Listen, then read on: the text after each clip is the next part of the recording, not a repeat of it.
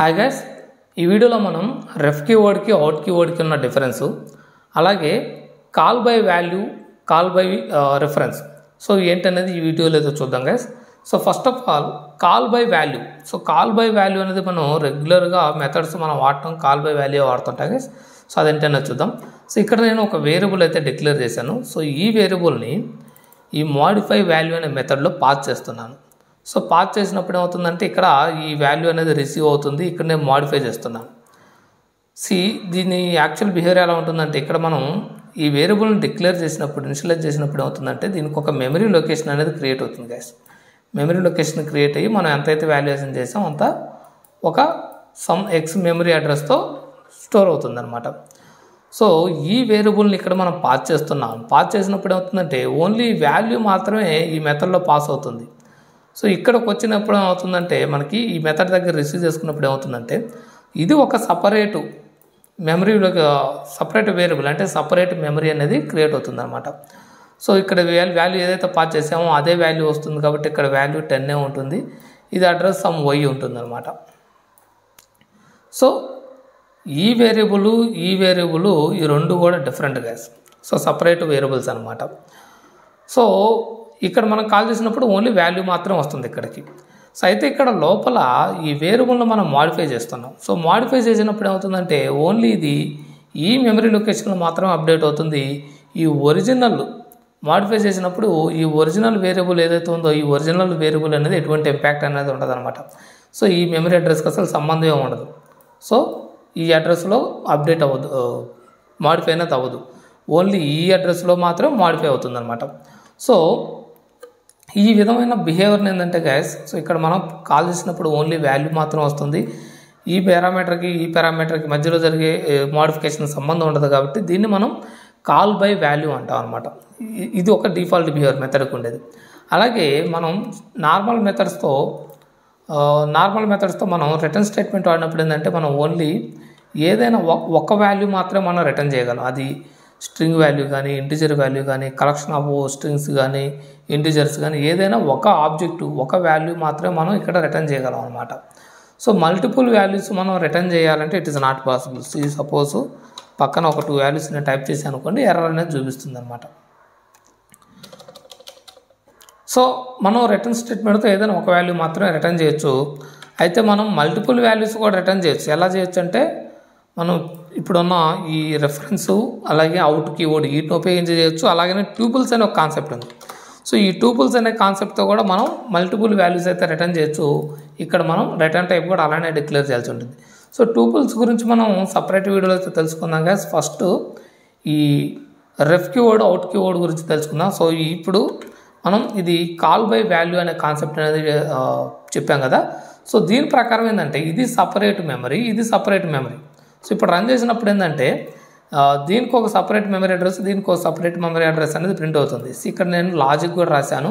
So ఈ logic ఏం చేస్తుందంటే ఈ వేరియబుల్కి సంబంధించిన మెమరీ అడ్రస్ అనేది పాయింటర్స్ ద్వారా తీసుకొని ప్రింట్ చేస్తుంది అనమాట. సో అలాగే ఇక్కడ కూడా నేను ప్రింట్ చేస్తున్నాను.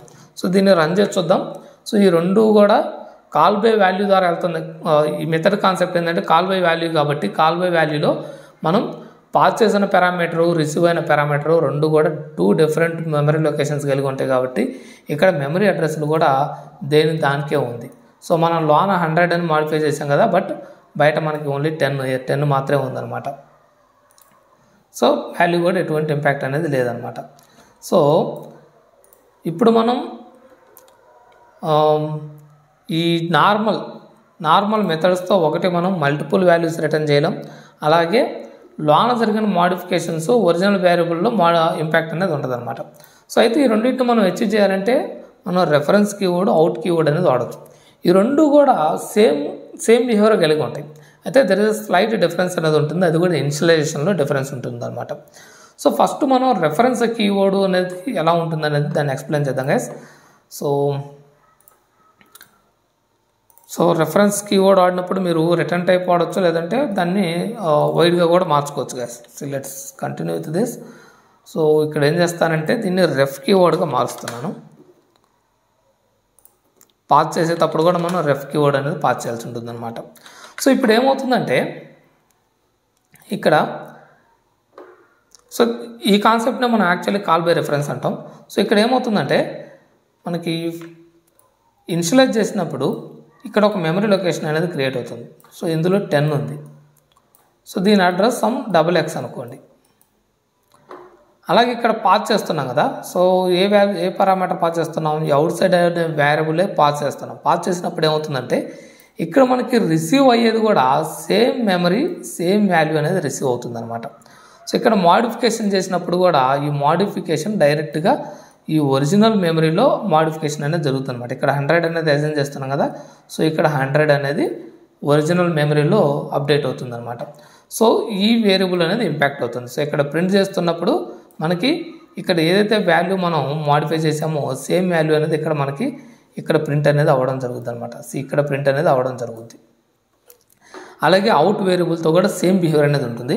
సో ఇప్పుడు దీన్ని ఏం చేద్దామంటే మెమరీ లొకేషన్స్ ఇప్పుడు ఈ వ్యార్ అనేది వాడినప్పుడు ఈ out side variable inside variable రెండు ఒకటే కలిగి ఉన్నాయి అనుకోండి, మెమరీ కూడా పాస్ అవుతున్నట్టు అనమాట. సో దీన్ని ఇప్పుడు రన్ చేసి చూద్దాం కదా. సో రన్ చేసినప్పుడు వాట్ ఈస్ హ్యాపెన్. సో ఇక్కడ రెఫ్ కీవర్డ్ ఆడినప్పుడు ఏంటంటే మనం ఇక్కడ మెమరీ ప్రింట్ చేసేది ఫిక్స్డ్ స్టేట్మెంట్ అనేది వాడాల్సి ఉంటుంది అనమాట. C fixed. So that's it. ఇప్పుడు దీన్ని డైరెక్ట్గా రన్ చేద్దాం. సో రన్ చేసినప్పుడు మనకి outside var inside var రెండు సేమ్ మెమరీ లొకేషన్స్ అయితే కలిగి ఉన్నాయన్నమాట.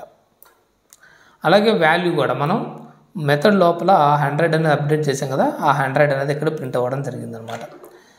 మనకి ఇక్కడ ఏమైంది, మెమరీ అడ్రస్ కూడా పాస్ అయిందనమాట. సో దీన్ని మనం కాల్ బై రెఫరెన్స్ అంటాం గైస్. సో కాల్ బై రెఫరెన్స్లో ఏంటంటే పారామీటర్ యొక్క అడ్రస్ కూడా పాస్ అవ్వడం జరుగుతుంది అనమాట. ఇది not only ref keyword, even out వాడినా కానీ అవుట్ కీవర్డ్తో కూడా సేమ్ బిహేవియర్ అనేది ఉంటుంది అనమాట. సో ఇప్పుడు ఈ అవుట్ కీవర్డ్తో రన్ చేద్దాం. సో ఈ అవుట్ సైడ్ వేరియబుల్ అనేది నేను ఇక్కడ డైరెక్ట్గా ప్రింట్ చేస్తున్నాను. సో ఇక్కడ మనం ఎటువంటి అసైన్మెంట్ అనేది చేయట్లేదు అనమాట. సో దీన్ని రన్ చేసినప్పుడు మనకి రెఫరెన్స్ కీవర్డ్తో ఎలా అయితే వర్క్ అయిందో దీంతో కూడా అలానే వర్క్ అవుతుంది గైస్. సో మనకి అవుట్ వేరియబుల్ వాడినప్పుడు కూడా మనకి సేమ్ అడ్రస్ అనేది ప్రింట్ అవ్వడం జరిగిందనమాట. రెండింటి కూడా సేమ్ అడ్రస్.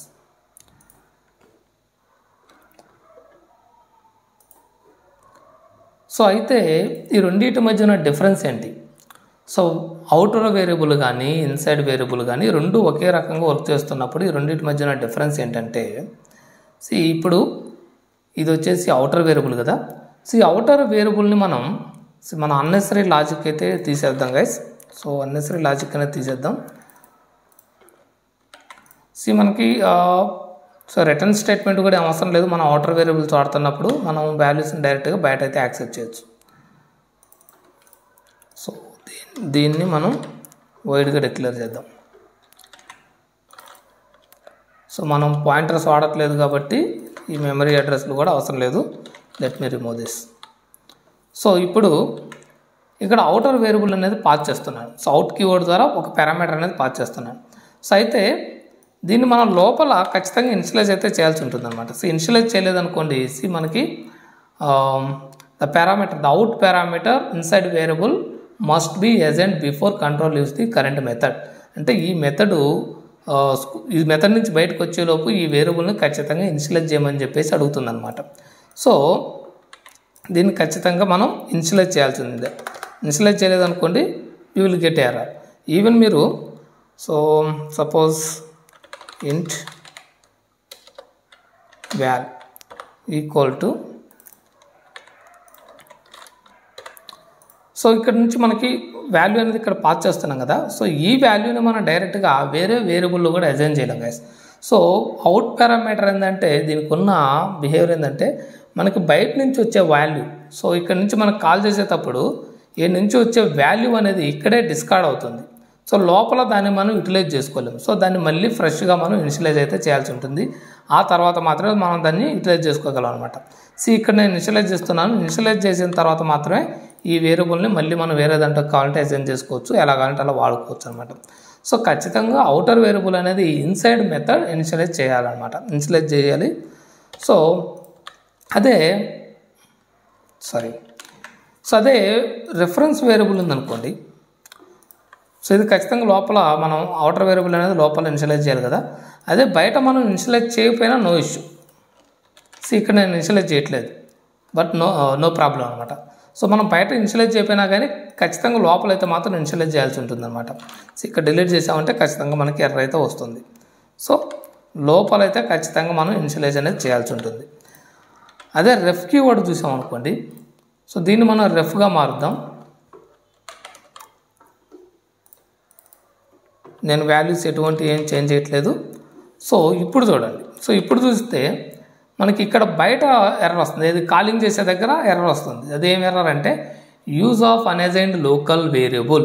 సో రెఫరెన్స్ కీవర్డ్స్తో మనం పంపించేటప్పుడు ఆ వేరియబుల్ అనేది ఖచ్చితంగా ఫస్ట్ మనం ఇనిషియలైజ్ చేయాలి.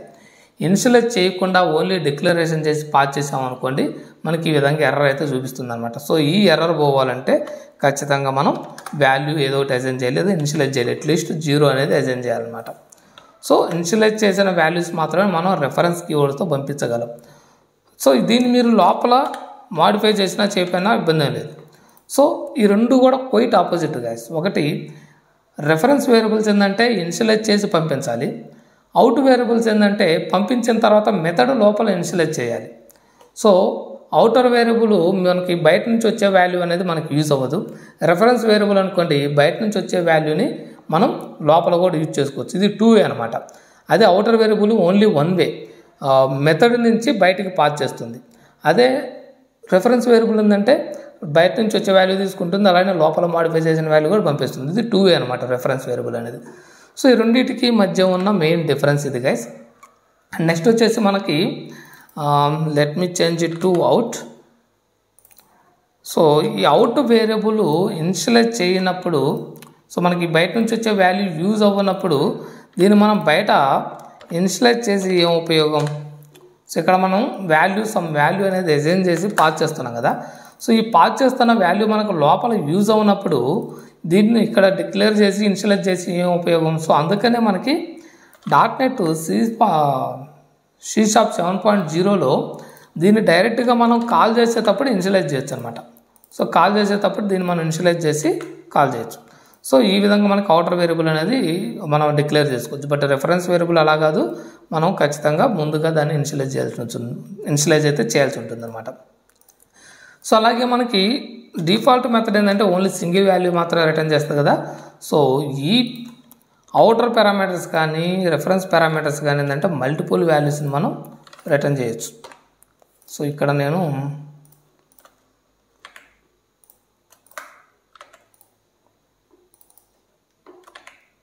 దీంట్లో కూడా సమ్ వాల్యూ అయితే దీనికి సమ్ 200 ఇచ్చామనుకోండి. సో ఇప్పుడు ఈ రెండు వేరియబుల్స్ని కూడా మనం బయట యాక్సెస్ చేయొచ్చు.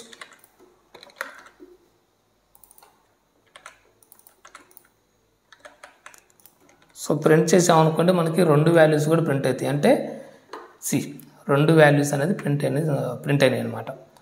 సో ఇక్కడ మనకి ఈ method okay method but multiple values అనేది రిటర్న్ చేస్తుంది అనమాట. ఈవెన్ మీరు రెఫరెన్స్ కీవర్డ్ అయినా కానీ సేమ్ బిహేవియర్ అనేది ఉంటుందన్నమాట. So I hope you understand about reference and out guys. ఇంకా మీకు ఇందులో ఏమైనా డౌట్స్ ఉంటే ఖచ్చితంగా మీ డౌట్స్ అనేది కామెంట్ బాక్స్లో ప్రొవైడ్ చేయండి. Definitely I reply to that. So thanks for watching. Please subscribe to my channel.